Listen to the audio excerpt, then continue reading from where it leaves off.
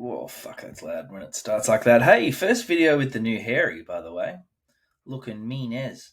Hey everyone, this video is going to be about my failed attempt at. It's not even a failed attempt at 300. My fail to attempt 300. That's what I'm going to call the video.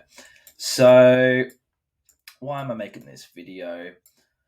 It's a chance for me to talk about it, I guess.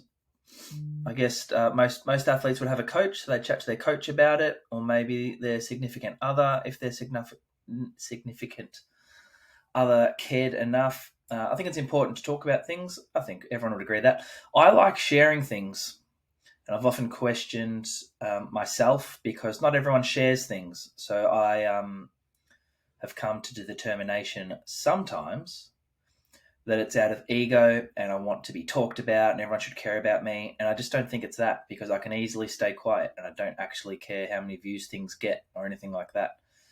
That's legitimate, but I like researching things and I like sharing what I found and my interpretation of things. So that's what this is about. A lot of the times at the gym, people I talk to, they say, oh, this happened a week out from comp, or this happened at the comp, or this is happening in my life. What should I do? And I'm like, yep, I've been through that. Yep, I've been through something similar. Or yep, this person went through that. Yep, I've experienced that. There's just so many things. And I don't know why I've got all these experiences if I'm not supposed to share about them or talk about them. So I kept it to myself apart from people at the gym because I got sick. The people at the gym had to know. But I wanted to deadlift 300 kilos yesterday at the log deadlift stone championships at Iron Rev. I finished my last comp back in April under 80, and the plan was to just do the deadlift event at this competition. Cheers for the shirt. Thanks for the comp yesterday, Aaron and the Iron Rev crew. It was a great day. My goal was to deadlift 300. In order to do so, I need to be heavier. I have maxed out my capabilities around the 80 to 82 kilo body weight, and I'm very confident in that. I wouldn't bother arguing, but if someone said that I'm wrong, I would slightly argue back. I have maxed out my abilities within. Cool, maybe I could get a 2.5 kilo PB or 5 kilos in 3 years if I stayed that body weight. I have maxed out my abilities drug-free at that body weight. Very confident in that. I still want to deadlift 300. I want to do it drug-free without steroids. But I don't care how much I weigh when I deadlift 300. So the goal here was to bulk up, get as big and fat as possible. Between that last competition and this, I had, I think it was 5 weeks, but it was 4 deadlift sessions. And deads were feeling good back in April before the comp that I did under 80. So I had 4 sessions and the body weight was not going on easy. I was struggling to put on any size, but I did see 90 kilos on the scales twice before bed, waking up around 88. So whenever I'm bulking up in weight, I'll see at least, it's very common to see a 2 kilo drop in body weight overnight. Because you're eating and drinking so much, you lose a lot of it at night. Normally, I would float 500 to 900 grams at night when I'm just cruising and eating how I like to eat. I might wake up a kilo lighter some days, depending on what I've eaten and how much, but most of the time, 500 to 900 grams. Anyway, last Thursday, so 7, 8, 9, maybe 10, 11 days out from the competition, I got sick. I got sick in the guts. I got crook in the guts. And I'll speak about that in a second, because I guess what made me sick isn't too important, but it was a lot to do with emotions and not digesting food. And when I wasn't digesting the food and my belly got freaking massive and I was not hungry at all, instead of listening to my body like I normally would, I piled the food on because it was 10 days out from comp and I'd hit the weights I'd wanted to hit in training. I was excited. I was feeling okay, feeling good, apart from big fat belly. So I got really sick. I had to take the day off work, like both jobs. Couldn't get out of bed. I tried to eat some berries. I had 10 berries for the day. Tried to drink, couldn't sleep. Had to take Panadol my first time, I don't know, 10 years? I don't know, 5, 10 years. I can't remember the last time I had Panadol. I was worried I might get taken to hospital if I started looking or acting worse. So fingers down the throat.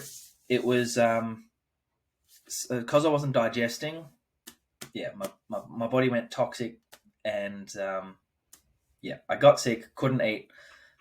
For this video, I guess the point is I dropped about 2 kilos that day, which I wasn't too worried about. I felt okay the next day mood-wise, but I still just could not eat.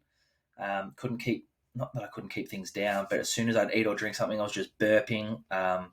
Wasn't going to the toilet, I guess constipated. Just felt rough as. So even though I lost that 2 kilos, I was like, that 2 kilos is just fluids and whatever. I'll be able to put that weight back on. Tried not to panic too much, but I'm like, this really lowers my chances of deadlifting 300.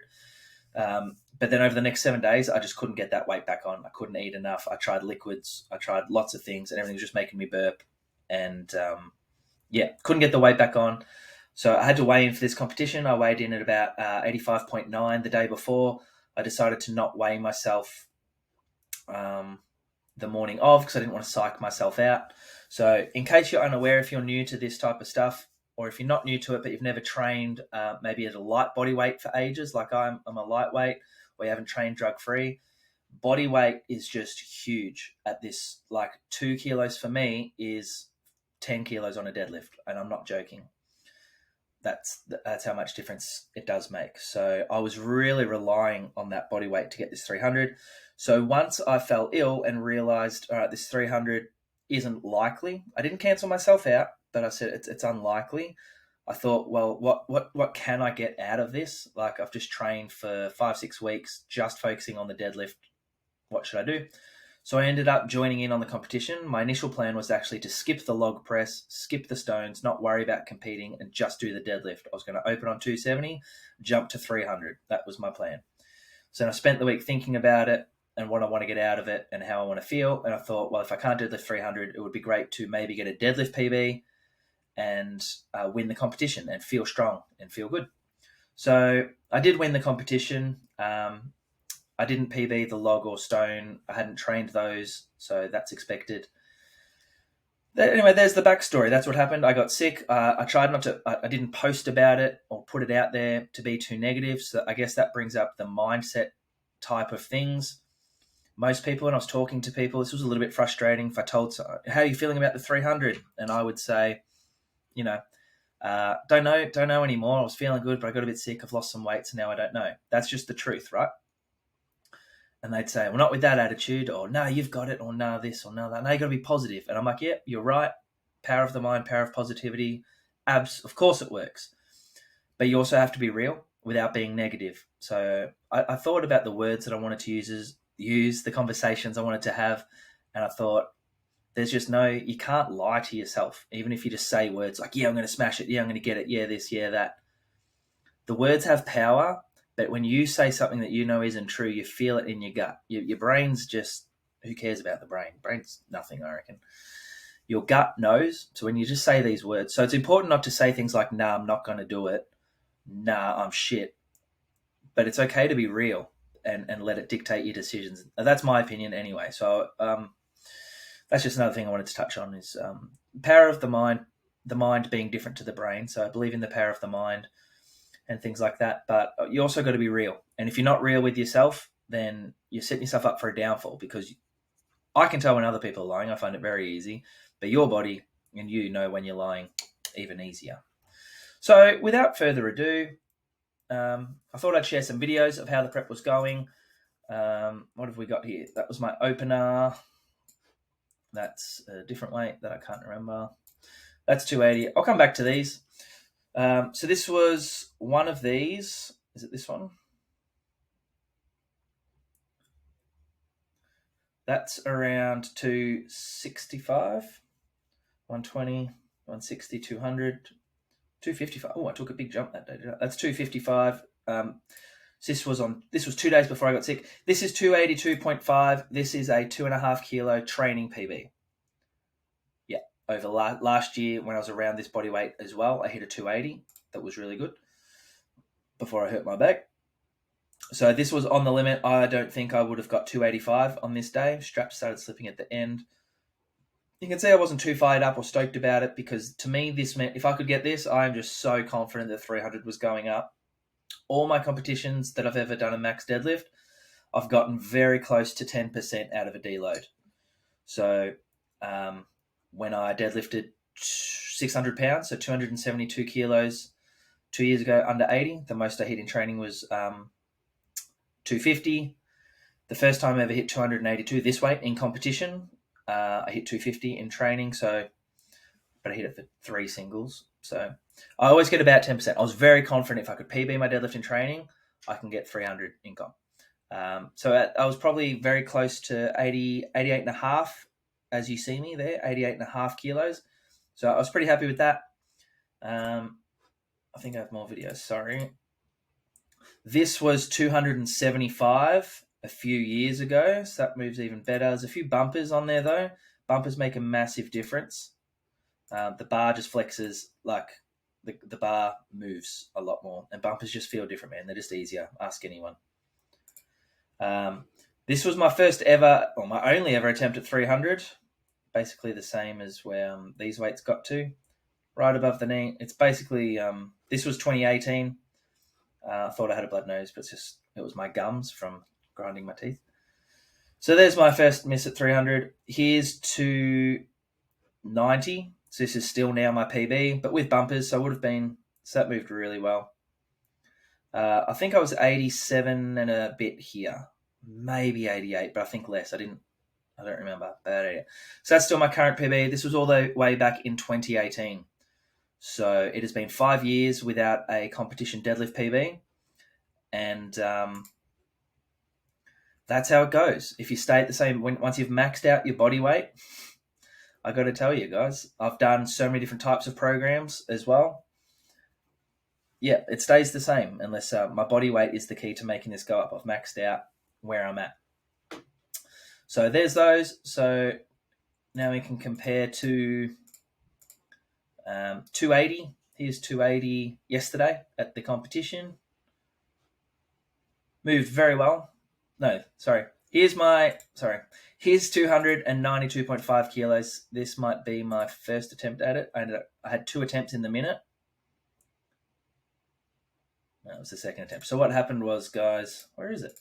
Didn't I send myself? Okay, I've only got that once. Sorry. Now I'm getting all flustered. Now I've stuffed up.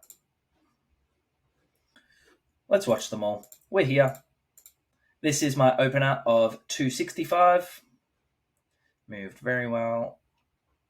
So on the day, I was a bit under 86. Yeah, flew up. That's easier than if I scrolled back to compare that to 255 in training. I got that right. Sorry, guys. Here's 255 in training. So that's about the same, I think you'll find. That had a couple of bumpers on there. Not enough to really make a difference, but compared to 265, comp day feels. So the 265 moves even better, and I'm weighing at least 2.5, close to 3 kilos less. So I think you'd agree, I was on track for 300. If you understand and believe me about my deload capacities, the fact that 255 moved like this, it's okay. And then 282.5 moved like this, and then we'll compare this 282.5. That's a max. Compare that to 280 on the day, which is this. Oh, they've just sent through in different orders. Okay. Here's 280. So this is the most that I deadlifted. This felt really good. And watching it back now, let's watch. Sorry. Moves fine. Really happy with the decision to go to 292. If I was coaching someone else, I'd say that I'd suggest going for 12.5 kilos more than that. For a guy of that size, I'd say that's what you've got in you. So good decision. Went for the PB, didn't get it. First deadlift I've missed, I think, honestly, since that last one that I just showed you back in 2018. I can't remember missing a deadlift since then. Maybe it's happened.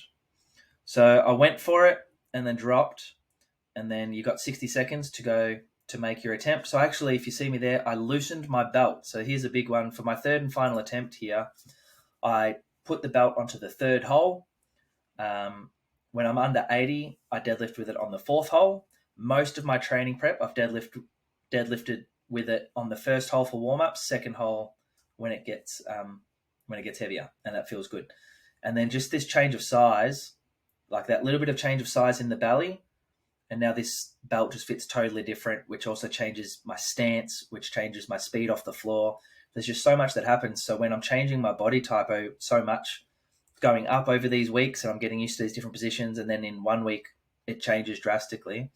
Anyway, so I loosened the belt, and then had this is 25 seconds later with a looser belt, more aggressive off the. So just take a look at how high this gets. I mean, if I'd done that, that just needs to get a centimeter higher. So I'm pretty confident that I should have been able to get this if I didn't crank my belt. I actually think I would have got this, and without the weight drop, I would have got 300. So these things happen. I wanted to share that story, to put it out there. It's really hard these days. Like I want to share this stuff and put it up in a post, but you don't want to seem negative, and you don't want to be making excuses. But it's almost like we need a different word than excuses. These are reasons. Here's the reasons why I didn't get 300. Are they excuses? What would someone say? That's just an excuse. You got to be better next time. And it's like, okay, what could I have done? Not got sick? That would be an option. So next time I'm going through some emotional stuff and I notice that I'm not digesting, if I could go back in time, all I would do is not force feed myself for a few days while I work through those emotions and stress that I was going through. And maybe there's a day or two where I lose weight, or day or 3 or 4 days where I lose weight, but at least it won't knock me out for 10 days of not being able to eat. And I'm still not quite right in the belly even now. Feel a lot better now that the comp's over. That was obviously on my mind, and the stress, the anxiety, I don't know what you'd call it, of not knowing where my body was at. Normally leading into a prep, I know what I've hit in training, and I know what I'm capable of at the competition, with some variance. Like if I'm having a good day, it will be this. If I'm having a normal to bad day, it will be this. I was like, I don't know, can I deadlift 250? I don't know what's going to go up. Am I going to be so strong that I lift 310? Or am I going to be so weak that 250 doesn't go up? That was really hard during the week to deal with that. So it's all done. I feel okay. Got the win, had a good time. The team did well, all that stuff. Yeah, I thought I'd share my experience because why not? The trek for 300 continues. This was technically my third run at it, because last year I trained for like 1 week, but I bailed on it. My back just wasn't in any position to train for the deadlift. So I had a good crack at it this time. It would have gone up. I know I have the capabilities. But this is what it's like. I mean, for some reason, I want to do it drug-free. I don't know why, when when so many other people are on drugs and doing drugs, and it seems amazing. It seems like a really good time, and everyone loves them, and they get PBs and win comps and do cool stuff. It's obviously very enticing, but for some reason, it's important to me to be natural right now, to stay natural, and to do things naturally. No shade on anyone else. Obviously, there's just all I've got. I don't have any hate. I just have jealousy. That's all I have. And if you're going to stay natural, if you're thinking about it or you want to do it and it's important to you for now, maybe just aim to hit your limits like I have. Hit your genetic limits, because if you look at me at this body weight, I've got a pretty deadlift suited body, long arms, bit of a hunch, short in stature, but short torso, longish limbs, femurs. So for me, at an under 80, it's at a competition, deloaded, everything going right. The most I've ever done is 272, but there was a competition where I got close to 280, and I think I could have got it. So around 280 as an 80 to 83 kilo athlete, that's me. And I know the right bracing and breathing. I've done speed work. I've got muscly legs. I've got a muscly back. This is my job and my life, and I enjoy it. So maybe you can compare to me.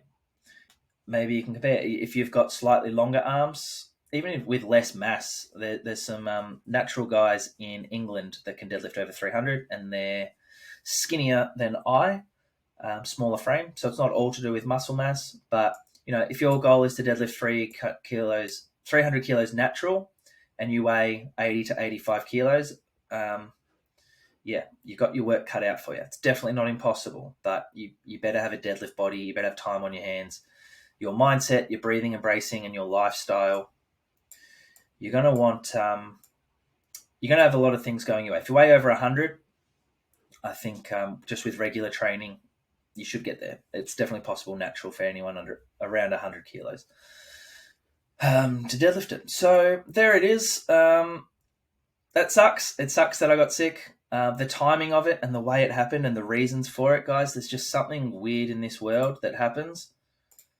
I'll chuck this on again. You just can't question some stuff. Sometimes things happen, and I don't just want to say that everything happens for a reason. That's a bit whatever statement. God damn, that was close. You suck, Smitty. Nah, joking, man. Love you. You're doing well. Things happen, and you just got to accept that it might make sense one day, or for some reason it had to happen. You know, I made that video about me lifting the record stone, and that was after missing it a bunch of times as well. The lights are flickering, sorry. So things happen. I don't know why things happen to me. I don't know why the timing of this, getting ill and the way that I got sick and what I was going through, it's almost laughable. And I was lying in bed. I remember the day it happened. I was lying in bed, almost able to laugh at the concert, like at what I was going through, like just thinking the timing of this and what I've brought onto myself through this stress and everything. It was almost laughable. I was almost dead, so I wasn't actually laughing, but I just remember thinking the time of this is just crazy and what's happening. It really did feel like I went to bed the night before I got sick. I went to the last couple of days before that happened. It was like I felt the blood stop moving. Like I lost some type of spark. I just lost something. I felt the blood stop moving in my body. I know that sounds insanely drastic and morbid maybe, but I just felt that spark gone. Not to train or anything, just like I just felt really deflated. I felt really deflated before a couple of days before I got sick. That's what I was dealing with. The sickness that I had was losing the spark. And if you're someone that does have a lot of support in your life, and I know we've all got stresses, and no one's got an easy life that I know. Everyone's busy, everyone's stressed.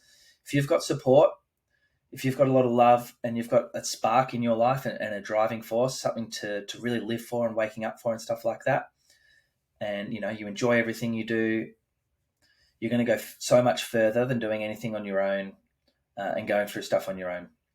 And I already knew that to be true. So count your blessings, enjoy when things are going well, push hard in training. Your training will always go better when life's easy. And I don't know if anyone has it easy anymore, but grateful for the days when I did. Anyway, the spark will come back for me. The spark of life will come back, I'm sure. Thanks for watching. Thanks for listening, guys. Could have made this a lot shorter. Basically, I got sick, lost some weight, was on track, almost got a deadlift PB. I don't know. I'm indifferent. I was thinking today about my mood. I'm just feeling really indifferent. I'm not down by any means. Not excited or happy. It's a real result. Just a big nothing burger. Thanks for watching, guys. 23 minutes. I was like, I'll keep it to 10 minutes. All right. Love ya. Bye.